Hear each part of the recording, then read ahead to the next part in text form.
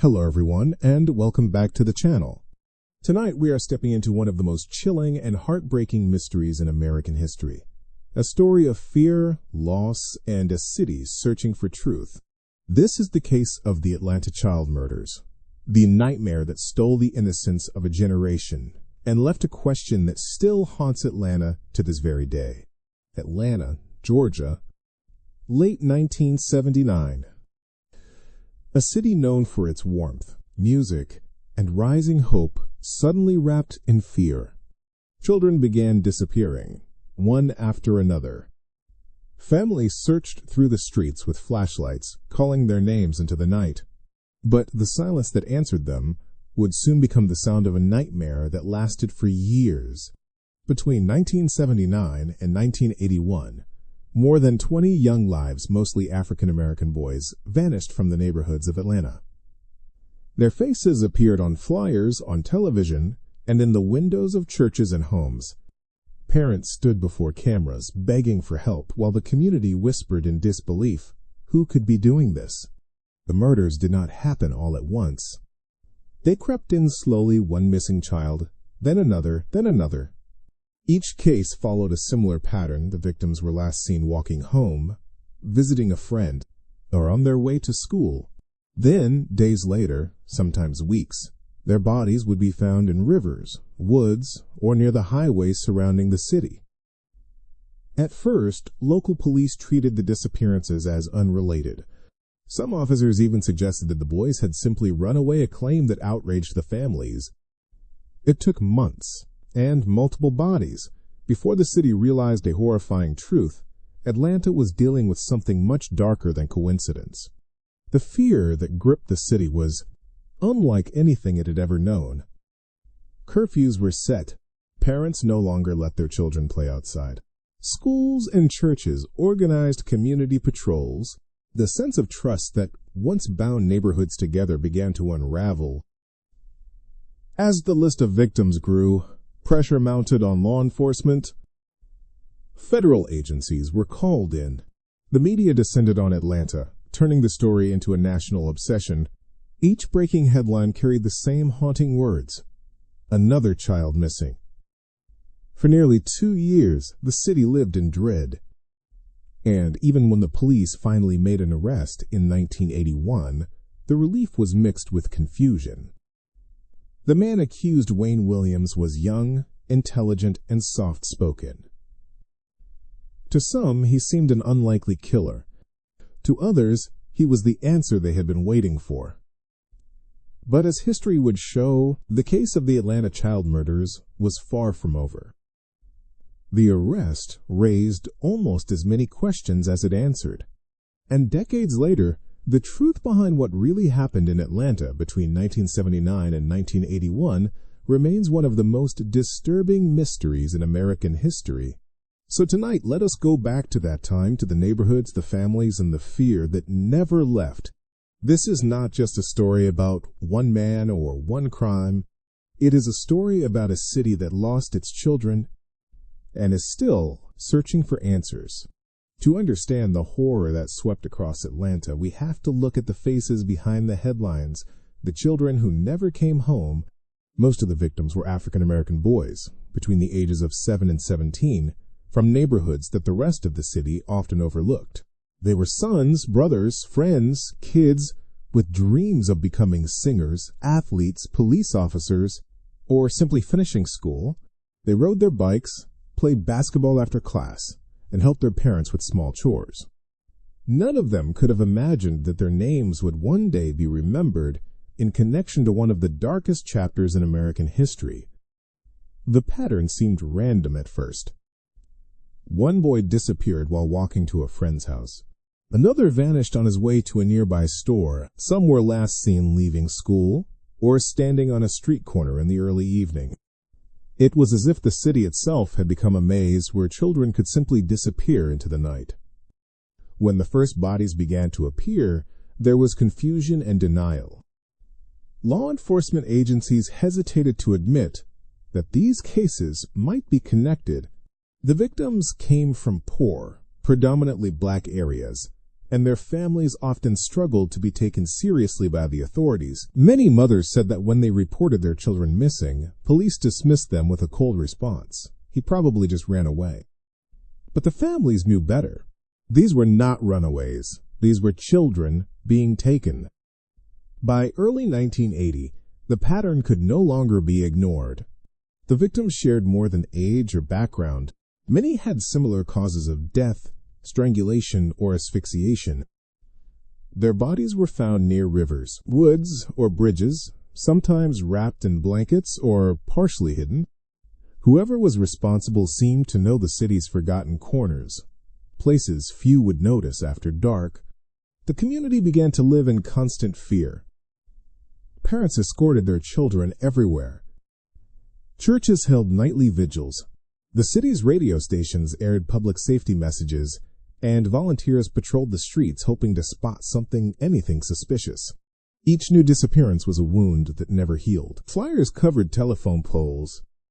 Local TV anchors repeated the same heartbreaking phrase, "Another child is missing tonight." But beyond the numbers and headlines, what made this tragedy even deeper was how invisible these victims felt in their own city. The killings were happening in Atlanta, a place often called the Black Mecca of America, home to civil rights leaders and growing prosperity. Yet the children being taken were from the city's poorest neighborhoods, their stories often overshadowed by politics and disbelief. Their faces, small, innocent, hopeful, became the haunting symbol of a city at war, with its own fear. And as the body count rose, so did the realization this was no ordinary crime wave. It was something systematic, targeted, and deeply cruel. The question that echoed through every home was the same. Who could be doing this, and why are children? It started with a single discovery, one body found near a wooded area just outside the city. At first, it seemed like an isolated tragedy, but soon that illusion shattered. Over the months that followed, Atlanta became a map of grief. One by one, more bodies began to surface in rivers, ditches, abandoned lots, and wooded trails. The names of neighborhoods once known for laughter and family life were suddenly linked to something unspeakable. Each new discovery brought another mother's scream, another candlelight vigil, another sleepless night for an entire city. Most of the victims were found in similar conditions, partially clothed or wrapped in fabric, showing signs of strangulation or asphyxiation. Some had traces of fibers and dog hair that investigators believed could link the cases together. To the police, these details suggested a chilling pattern. To the families, it was confirmation of their worst fears: someone was hunting their children. By early 1980, the numbers were rising fast. Reporters began to connect the dots, listing names and dates in long, tragic sequences. Each week seemed to bring another headline, another missing child, another discovery by a fisherman or a passerby. The Chattahoochee River, once a peaceful escape for locals, became a symbol of dread. Search teams combed its muddy waters for clues. Helicopters circled overhead, their spotlights cutting through the night as divers worked below. Every new recovery was followed by the same painful question: who is next? Police formed a special task force, a collaboration between city officers, state authorities, and eventually the FBI. But even with all their resources, they struggled to find solid leads. The killer left almost nothing behind. There were no fingerprints, no eyewitnesses, and no clear motive. The city's fear was now national news. Families kept their children indoors. Schools changed dismissal times. Church pastors preached about safety and faith, while community leaders demanded accountability from law enforcement. But for every promise of justice, another body seemed to appear. The hardest part for many was the waiting, the unbearable silence between a child's disappearance and the moment they were found. Parents described the endless days of searching, calling hospitals, shelters, and even morgues, hoping for answers that never came. And when the calls finally did come, they were devastating. Officers arriving at doorsteps with lowered eyes, mothers collapsing in disbelief, fathers standing in silence, unable to speak. By the end of 1980, the number of confirmed victims had surpassed 20. The city was desperate. A reward fund grew to more than $100,000, one of the largest in Georgia's history at the time. But even that could not stop the killings. Whoever was behind these crimes seemed to vanish as easily as they struck. And as the bodies continued to surface, one truth became inescapable. This was not random. It was a calculated pattern, and Atlanta's nightmare was only beginning. By the spring of 1981, Atlanta was a city on edge. More than 20 young lives had been lost, and police were under intense pressure to find whoever was responsible. Fear had turned into anger. The media circled the city like hawks, demanding answers. And every citizen seemed to be asking the same thing: when will this end? In May of that year, a small sound in the middle of the night changed everything. At around 3 a.m., on May 22, 1981, a surveillance team was stationed near the James Jackson Parkway Bridge, a spot that had become a grim landmark in the investigation. Over the months, several victims had been found in the river below. Officers were now quietly watching bridges and waterways, hoping to catch the killer in the act of disposing of another body. That night, they heard a loud splash. Moments later, headlights appeared on the bridge. A white Chevrolet station wagon stopped briefly, then drove off. Police pulled the vehicle over a few minutes later. The driver was a 23-year-old freelance photographer and music promoter named Wayne Bertram Williams. He was polite, calm, even confident. He told officers he was on his way to audition a young singer, a claim that could never be verified. They questioned him, took his information, and let him go. But something about him, his calm demeanor, his presence at that bridge at that hour, did not sit right. 2 days later, the body of Nathaniel Cater, one of the last known victims, was pulled from the Chattahoochee River, not far from that same bridge. That coincidence was enough for investigators to act. They brought Williams in for questioning, and what followed became one of the most controversial investigations in modern American history. The police searched his home and car, collecting fibers, hairs, and dog fur that they claimed matched evidence found on several victims. The FBI's behavioral experts said Williams fit the psychological profile they had been building for months: intelligent, organized, socially active, someone who could lure victims without force. On June 21, 1981, Wayne Williams was officially arrested and charged with the murders of Nathaniel Cater and Jimmy Ray Payne, both adult men, not children. The prosecution, however, argued that the evidence tied him to at least 20 other victims. The trial drew national attention. For months, newspapers and television networks dissected every detail of his life. Some saw him as a calculated predator who had fooled everyone. Others believed he was being framed a scapegoat to calm a terrified city. When the verdict came in February 1982, Williams was found guilty of 2 murders and sentenced to 2 consecutive life terms.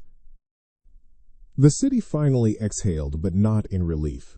Because even as Wayne Williams sat behind bars, not everyone believed that Atlanta's nightmare was truly over.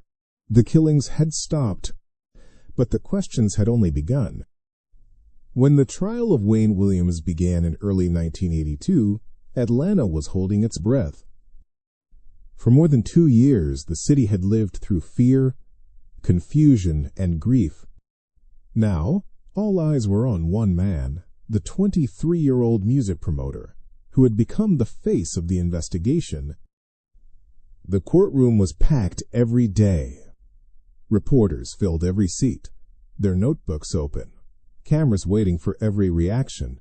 Outside, families of victims gathered, some hoping for justice, others doubting that the real killer was even in the room. The prosecution's case relied heavily on forensic evidence, particularly fibers and hairs. Investigators testified that unusual green carpet fibers, dog hairs, and small synthetic threads found on the victims matched materials from Williams' home and car. Back then, DNA technology did not exist, so fiber comparison became the foundation of the case. They argued that the odds of those materials appearing by chance were nearly impossible. It was, according to prosecutors, the scientific link that proved Williams had been in contact with multiple victims. The defense, however, painted a different picture. They said the evidence was circumstantial, that fibers could easily transfer between people, especially in public areas. They pointed out that Williams had never confessed, had no history of violence, and no clear motive. His background, an educated young man who worked in media, did not fit the profile of a serial killer. Still, the testimonies kept coming. Dozens of witnesses described seeing Williams near locations tied to the victims. Experts explained the microscopic matches found under lab conditions. Piece by piece, the prosecution built a narrative of a man who moved through Atlanta's night, using charm and opportunity to lure his victims.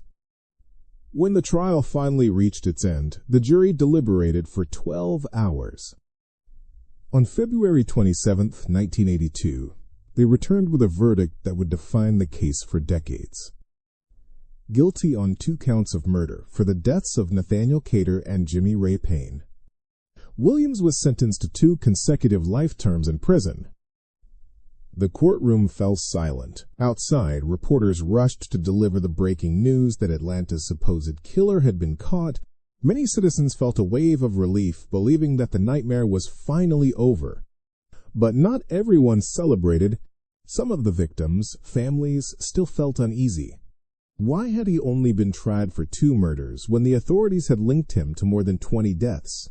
Why were so many of the child cases quietly closed after his conviction without direct proof? The police insisted they had their man. The killings stopped. The headlines faded, and for a while Atlanta tried to heal. Yet beneath the surface, doubts remained. If Wayne Williams truly was responsible for all those children, why had not the evidence been tested more thoroughly? And if he was not, then who else had been out there, walking the same streets, unseen? When Wayne Williams was convicted in 1982, most people thought the story had ended, but in truth, it had only become more complicated.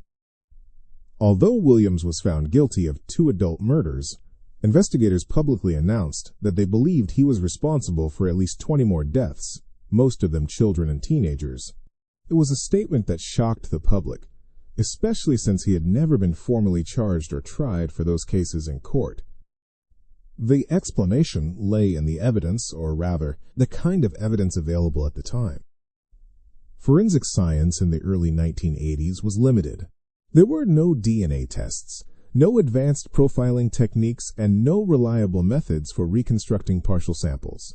What the police did have were fibers, hairs, and circumstantial links enough to suggest patterns, but not enough to guarantee proof beyond a reasonable doubt. Investigators claimed that fibers from Williams' home, car, and dog, a German shepherd named Sheba, were found on multiple victims. To them, this was a powerful connection. If so many fibers matched, how could it be coincidence? But the defense, and many independent experts later on, disagreed. Fibers were common. Millions could come from similar carpets, clothing, or household items. Even a casual encounter could transfer them from one person to another. Without DNA, it was impossible to tell whether these fibers came directly from Williams or from similar materials in other homes. Still, the authorities insisted that the statistical odds were overwhelming. They declared that the pattern of killings ended right after Williams' arrest, and that was enough to convince them. Atlanta's mayor and police chief announced that the Atlanta child murders had been solved. Most of the open cases were quietly closed, their files marked as linked to Wayne Williams, but for the families, that closure felt hollow. Many parents refused to believe that Williams had killed their sons or daughters. Some said the manner of death did not match the others. Others pointed out that a few victims were found long after Williams had already been under police surveillance. To them, the city had simply needed someone to blame, and Wayne Williams, a young black man who fit a convenient profile, became the answer. Over the decades that followed, journalists, filmmakers, and private investigators would re-examine the evidence, questioning whether the authorities had been too quick to declare victory. Even within the FBI, some agents privately admitted that the case was not airtight. So while Wayne Williams sat behind bars, serving his life sentence, the debate outside continued.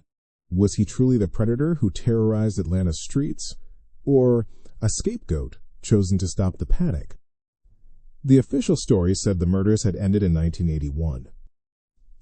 But the truth, it might have been buried right alongside those children, waiting for someone brave enough to dig it up again. Even after the trial ended, the city of Atlanta could not rest. Yes, Wayne Williams was behind bars. Yes, the murders had stopped. But beneath the surface, something darker lingered doubt. For many, the official story simply did not make sense. How could one young man be responsible for so many deaths across so many neighborhoods with so little direct evidence? And why had the city moved so quickly to close the investigation after his conviction for just 2 murders, neither of which involved children? The controversy began almost immediately. Journalists questioned the strength of the forensic evidence. Families demanded transparency. Civil rights leaders accused authorities of rushing to judgment, arguing that Atlanta, a city trying to project progress and unity, had been desperate to end a case that was tearing it apart. To understand why, you have to remember the backdrop. The late 1970s and early 80s were a time of transition for Atlanta. The city, often called the Black Mecca of America, was gaining political power and economic recognition. It was a symbol of African American success, led by its first black mayor, Maynard Jackson. But the murders threatened that image. The idea that dozens of black children were being hunted while the city seemed powerless to stop it was politically explosive. Community activists accused the government of not acting fast enough because the victims were poor and black. The FBI and local police, under pressure from every side, needed answers. When Wayne Williams was arrested, it seemed to solve everything at once. The killings stopped, the fear eased, and Atlanta could breathe again. But for many families, that sense of relief came with a bitter aftertaste. Some mothers and fathers said the police ignored inconsistencies victims who did not fit the usual pattern, or evidence that contradicted the official theory. Others said they were never contacted again after Williams' conviction, as if their children's names had simply been erased from the list of open cases. Over the years, several documentaries and books revisited the story.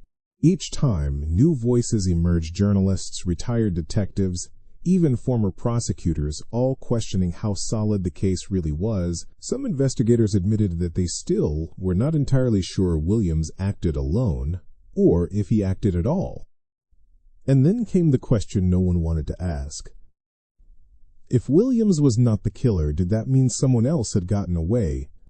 The city's leaders, unwilling to reopen old wounds, stood by the official version, but the distrust had already spread. For many in Atlanta's black community, the case became more than just a crime story. It became a symbol of how easily marginalized lives could be overlooked, dismissed, or forgotten. The Atlanta child murders were not just about loss.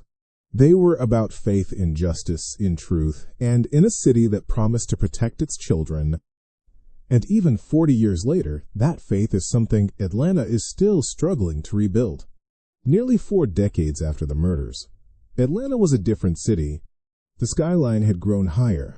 The neighborhoods once haunted by fear were now filled with new homes, new families, new generations who knew the story only through whispers. But for the parents who had buried their children, time had not healed anything. The questions were still there, heavy, unanswered, waiting. Then, in March 2019, Atlanta's Mayor Keisha Lance Bottoms made an announcement that would echo across the city. The Atlanta child murders case was being reopened. Standing beside Atlanta's police chief, she spoke not just as a politician but as a mother. She said it was time to use every possible scientific tool to search for the truth, to test what the investigators of 1981 could not. Modern DNA analysis, advanced forensic technology, and new methods for degraded samples could finally provide clarity after 40 years of doubt. It was a moment that felt both historic and deeply emotional. For the families who had fought to keep their children's memories alive, it was validation proof that their voices still mattered. Many of them gathered at City Hall that day, clutching photos of their sons and daughters, tears in their eyes as they listened to the mayor's words. The city began reviewing old evidence, hairs, fibers, and other items that had been preserved since the original investigation. Much of it was fragile, stored in aging boxes, but technology had come far enough to re-examine even the smallest trace. Samples were sent to a private DNA lab in Utah, one specializing in low-quality and time-degraded biological evidence. The goal was clear: determine whether any of the old samples could still link or separate Wayne Williams from the child victims once and for all. But this was not just about science. It was about restoring faith. For decades, families had felt ignored or silenced. Now, they were being invited back into the conversation. The city launched an online archive, sharing documents, reports, and photographs related to the case, so that transparency could replace speculation. Still, reopening the investigation was not without controversy. Some officials warned that the evidence might be too damaged to yield results. Others worried about reopening old wounds.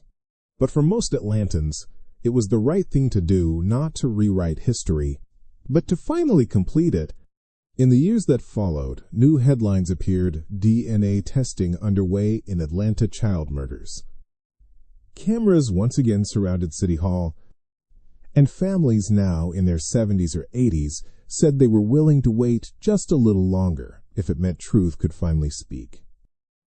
As of today, the DNA results have not been fully released. But something more powerful has already begun. A new generation is asking questions again. And in that, perhaps, lies the beginning of justice that never truly came. When the city of Atlanta reopened the case in 2019, there was a quiet but powerful sense of hope. For the first time in nearly 40 years, science could finally speak where memory and rumor had failed. By 2021, after months of preparation, investigators confirmed that DNA evidence from the original Atlanta child murders case had been carefully transported to a specialized lab in Utah, one known for extracting genetic material from even the most deteriorated samples. These were the same fibers, hairs, and fragments once collected from bridges, cars, and riversides back in 1980. Now, they were being analyzed using technology that did not exist back then, a method capable of reading genetic code from fragments smaller than a grain of dust. To the families, this was more than just another test. It was a last chance at truth. Parents who had waited decades gathered at city events, holding faded photographs of their children, still wearing buttons from the early protests. They hoped that maybe, just maybe, this time science would do what the system could not. The lab began its work quietly. Technicians spent months rehydrating old samples, cleaning contamination, and attempting to build partial genetic profiles. Each piece of fiber or hair carried a tiny possibility, the hope that someone's story might finally be proven or disproven. But as the months turned into years, no results were released.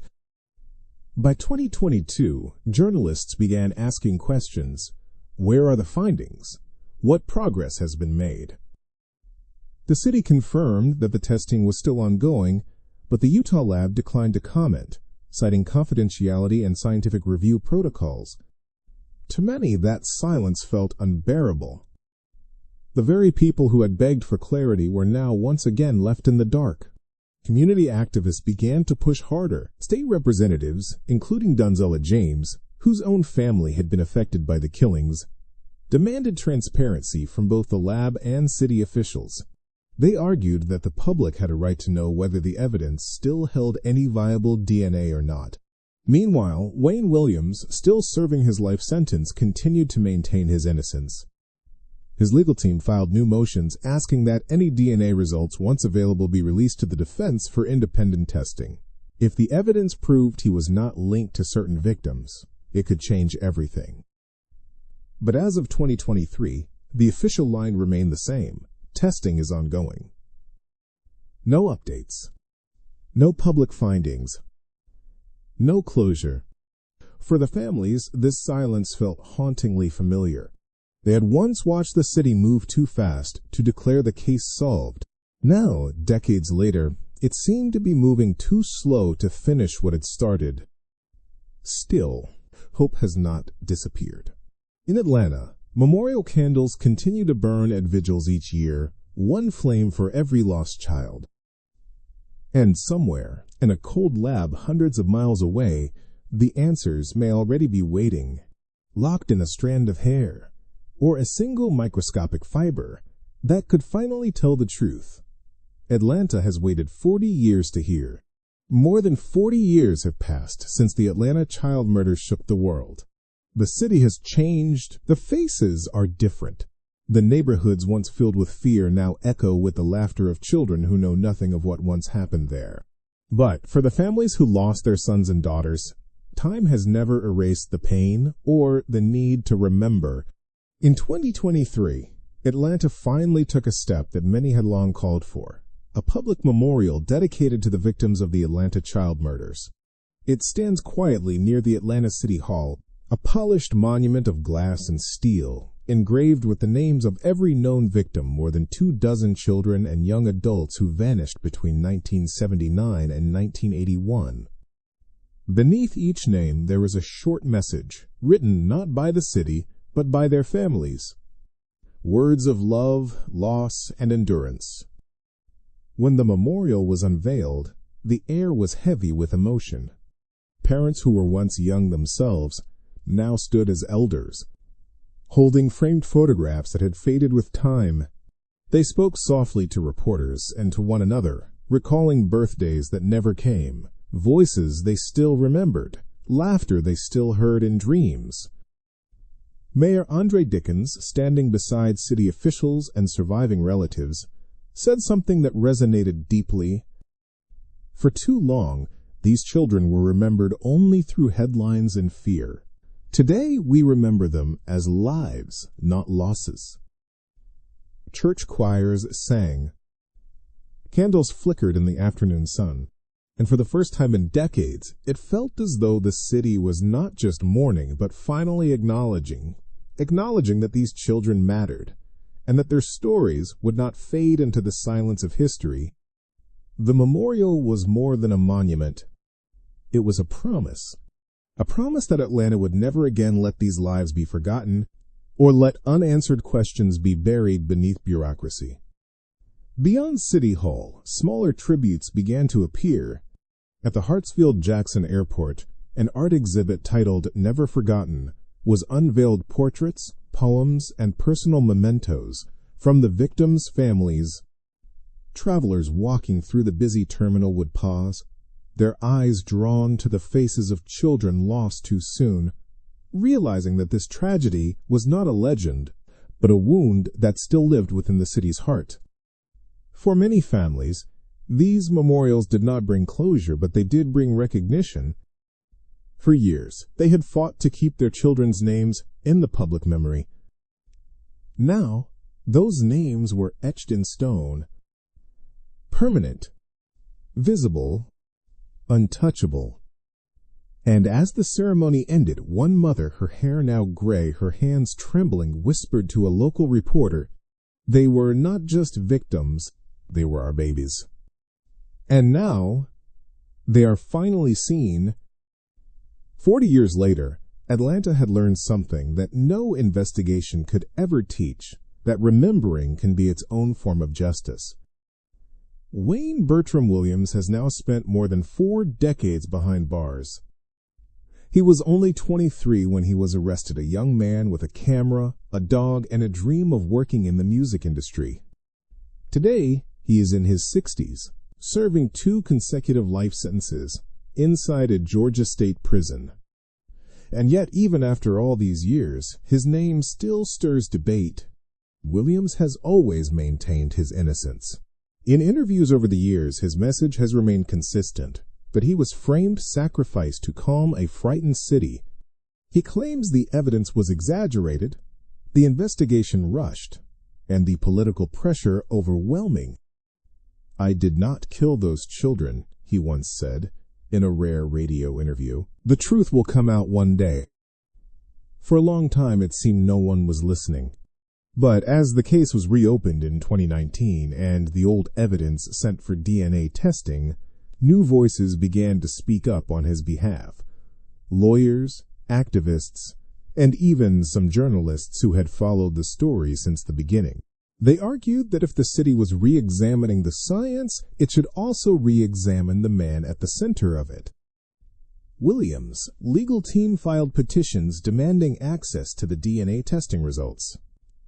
Once completed, they argued that transparency was essential not only for their client, but for the families who deserved to know if modern science confirmed or contradicted the decades-old fiber analysis that had put him behind bars.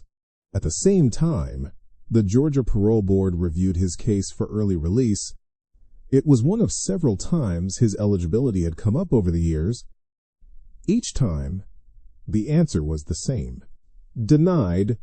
The board's statement was brief, citing the seriousness of the crimes and the lasting trauma they caused. There would be no parole this time. The next review, officials said, would not come until 2027. For the victims' families, the news was met with mixed emotions. Some felt relieved, believing that justice had been served long ago. Others remained uncertain, wondering if the man imprisoned for their children's deaths was truly the one responsible.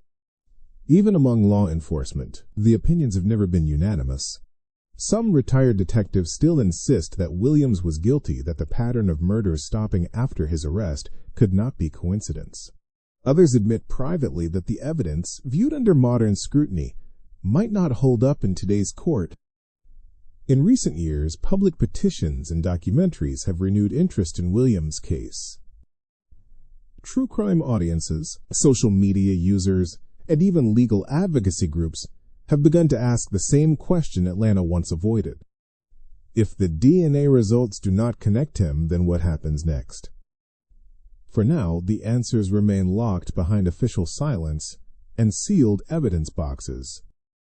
Wayne Williams continues to wait in his cell, and so does the city suspended between justice and doubt, still chasing the truth that has eluded it for more than 40 years. More than 40 years have passed since Atlanta's nightmare began, yet the echoes have never faded. The case of the Atlanta child murders remains one of the most haunting and divisive chapters in American criminal history. For some, it ended the day Wayne Williams was convicted in 1982. The killings stopped, and Atlanta could finally sleep again. To them, the case was solved. Justice delivered. But for others, including many of the victims, families, the story never truly ended. They still believe that the truth lies somewhere deeper, buried under layers of politics, fear, and time. Every few years, the debate returns in documentaries, podcasts, and public forums. Each time, the same questions rise again. Was Wayne Williams the real killer? Did he act alone, or were others involved? Did the city close the case too quickly, desperate to restore its image? What makes this case endure is not just the mystery, it is what it reveals about race, power, and justice in America. Atlanta, once hailed as a model of black progress, had been forced to confront an uncomfortable reality. Even in a city led by black leaders, the lives of poor black children were still undervalued. For many, the tragedy was not only about murder, it was about being unheard, about mothers calling police stations again and again, begging for help that came too late. And so, the story became more than a crime. It became a mirror, a reflection of how fear can silence truth, of how justice, even when delivered, can still feel incomplete. In the decades since, new generations have grown up in the city. Some only know the story through old news footage or whispered warnings told by grandparents, yet the memory endures in murals, in vigils, in that quiet memorial outside City Hall where candles still burn each spring.